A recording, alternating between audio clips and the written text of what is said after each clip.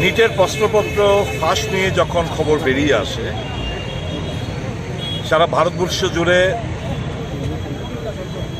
জাতীয় কংগ্রেস, তার শাখা সংগঠন যুব কংগ্রেস, NSY প্রতিবাদ মুখর হন এবং আমাদের রাজ্যেও এই ইস্যুকে কেন্দ্র করে যুব কংগ্রেস প্রথমে মাঠে অবতীর্ণ হয় তার বিরুদ্ধে।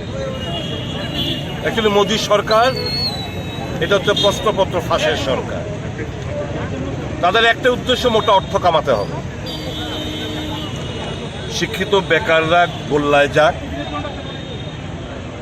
ডাক্তার, ভবিষ্যৎ ডাক্তারের নামে কিছু ভণ্ড ডাক্তার বেরিয়ে আসুক, মানুষ মারা যাক, ভুল চিকিৎসা হোক, যারা অরিজিনাল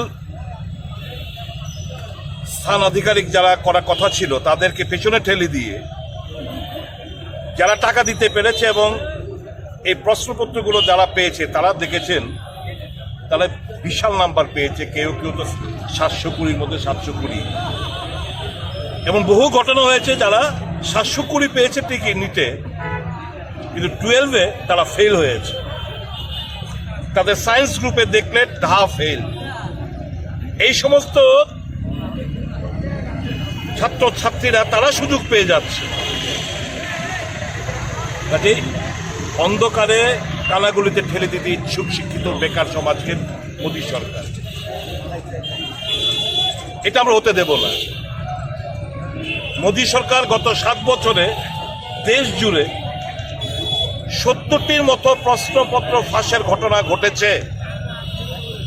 আপনারা বলুন, একটা দৃষ্টান্ত দিন যেখানে কারুর কনভিকশন হয়েছে, কারুর সাজা হয়েছে। মানুষের মেমোরি শর্ট লিভড। একের পর এক দেশ জুড়ে বিভিন্ন রাজ্যে ঘটনাগুলো ঘটে যাচ্ছে। কোথায় সরকার? যারা দোষী, যারাই ষড়যন্ত্র লিপ্ত, যারাই পেপার লিক করে মোটা অঙ্ক কামাচ্ছে, মেধা মার খাচ্ছে, যারা অনুপযুক্ত তাদেরকে সুযোগ পাই দিচ্ছে, কোথায়? কাউকে পেয়েছেন, দেখতে পেয়েছেন সাদা হতে? কাজে এই ভ্রষ্ট সরকার, এটা প্রেতাত্মা সরকার না, কি উনি বলেন পরমাত্মা, এটা প্রেতাত্মার সরকার হিসাবে পরিচিত দিয়েছেন। প্রেতাত্মার দ্বারাই সমস্ত কাণ্ডকারখানাগুলো সম্ভব। কোন সজ্জন ব্যক্তি দ্বারা এই সমস্ত ঘটনা সম্ভব না। কাজে মোদী সরকার হচ্ছে প্রশ্নপত্র ফাঁসের সরকার, দুর্নীতিগ্রস্ত সরকার। একটি শব্দ নেই মোদীর মুখ থেকে।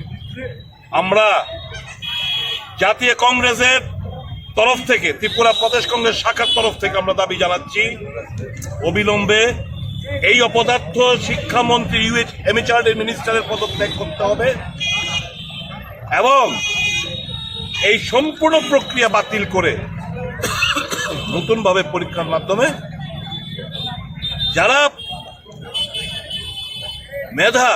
মেধাবী ছাত্রছাত্রীরা তারা যেন সুযোগ পায়। আপনারা দেখেছেন এই ঘটনা ঘটতে না ঘটতে UGCর নেট পরীক্ষার বাতিল করতে হয়েছে, মানে ওখানেও প্রশ্নপত্র ফাঁস হয়েছে, ওখানেও দুর্নীতির ব্যাপার ঘটেছে। চলছেটা কি সারা দেশ জুড়ে? এর জন্য মানুষ ভোট। তাদের কাছে একটাই, তাদের কাছে কোন বেকার ফেকার ছেড়ে দিন, শিক্ষা ছেড়ে দিন, স্বাস্থ্য টেস্ট ছেড়ে দিন, অনলি 1 পয়েন্ট প্রোগ্রাম। টাকা উপার্জন হচ্ছে এদের মূলত তাদের ঘৃণা জানাই, ঘৃণা বর্ষাই দেশব্যাপী যুবক সম্প্রদায়ের তরফ থেকে।